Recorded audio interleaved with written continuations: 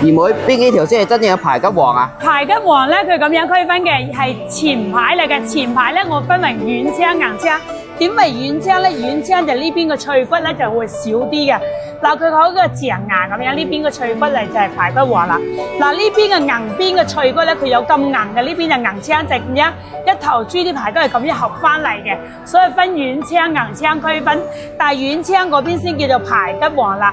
嗱，真正嘅排骨王咧，佢究竟係有幾多條咧？有5條。嗱，呢一條咧就第一條我哋斬出嚟當骨頭煲湯嘅。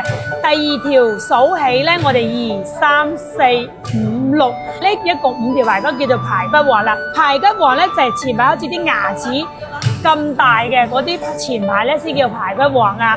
嗱，我哋中排同後排點樣區分啊？呢條咧就係後排啦。後排嘅脆骨好似牙籤咁細嘅，咁樣就後排啦。而且佢呢啲咧就好多肉啲嘅。嗱，後排嗰條骨咧好細條嘅。嗱，到咗中排啦，中排我哋先睇佢呢條骨，呢條骨咧佢特別長啲嘅。嗱，適合用嚟煎啦，用嚟烤啦，都係選擇用中排啦。嗱，而且佢呢個脆骨咧就會比後排會脆骨會大少少。但係咧，佢會比前排會細啲嘅。嗱，俾大家對比下嚇，前中後，嗱咁樣區分嚟嘅。